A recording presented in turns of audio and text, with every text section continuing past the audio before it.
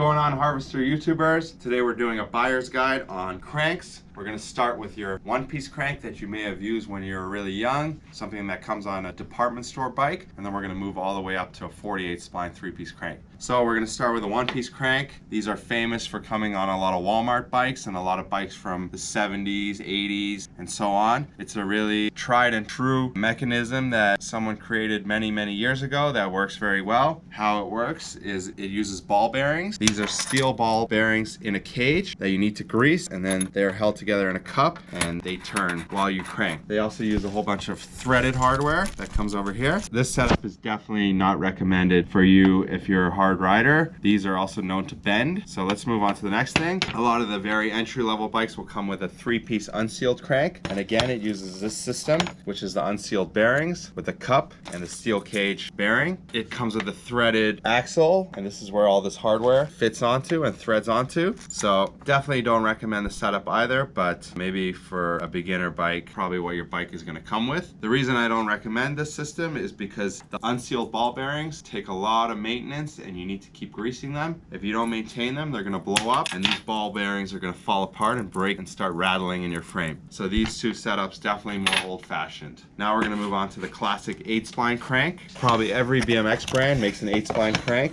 You can either go with this crank, the Fiction crank, Salt makes them, Haro, Rant, lots of different brands. It's definitely your entry level, and it comes with an 8-spline. Let me explain to you what an 8-spline crank is. 8-spline crank is 8 notches, and the crank arm fits together like this and just slides on, and then you tighten this up with a bolt, and then you crank down the pinch bolts. It comes with some bolts too that will thread in over here. This definitely is your entry level, and this uses a sealed bearing. So now we're going to start moving into the sealed bearings. This is amazing enclosed sealed bearing that needs almost no maintenance other than making sure that your cranks are tightened down from time to time and that these are greased up. So how this works again, you take the crank bolt and you thread it into here and you crank it down and then you tighten down the pinch bolt. I personally would say to move on to a 48 spline crank, but if you're low on money, this is a good choice. It's just this requires maintenance, and what the maintenance is that you need to make sure that these two bolts are always tightened down. So that is your 8-spline crank. Next, we're going to move on to the famous 2-piece crank. A lot of companies were using these cranks in the past 10 years. Eclat made the famous Eclat Tibia crank,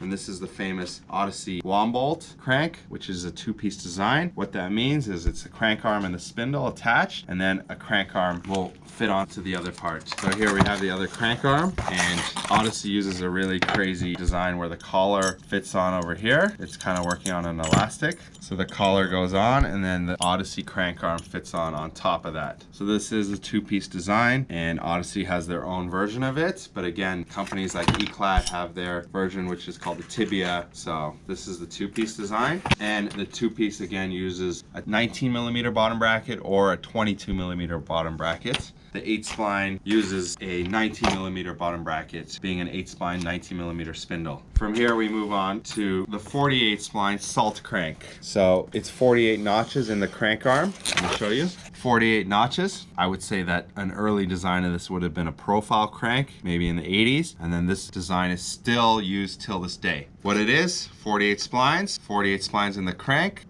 and it just fits on nicely. For this kind of thing, you might need a crank puller to pull it on. So this is definitely when you're moving into the high-end stuff. I highly recommend 48 spline. Another version of that is the Volume 22mm. This is, again, 48 spline spindle, but now we're using a 22mm bottom bracket. So right here, we have a 19mm bottom bracket that we've shown for all the past cranks, but now this Volume crank uses a 22mm bottom bracket, which is a bigger size bottom bracket than the 19. It fits a wider spindle. This, again, 48 spline 3-piece crank, 22mm spindle and bottom brackets. Now talking about another crank, there's the GT Power Series crank. And Primo also makes one of these, and so does Shadow. This uses an aluminum arm and uses more of a hexagon axle. So these are 22 millimeter, and I'll show you the axle. Again, more of a hexagon instead of a 48 spline or an 8 spline, and then the crank arm just fits on over there. So this is another version, and again, GT makes it and Primo makes it. That's another option for cranks. Primo was kind of famous, and so was GT in the 80s for making this design. The last thing I wanted to talk about was left-hand drive and right-hand drive compatible. That's pretty important. If you decide that you want to get your gearing on your left side, then you're going to want to get your crank arm switched over to the left side. A lot of the cheaper cranks, like the 8 spline crank, they only come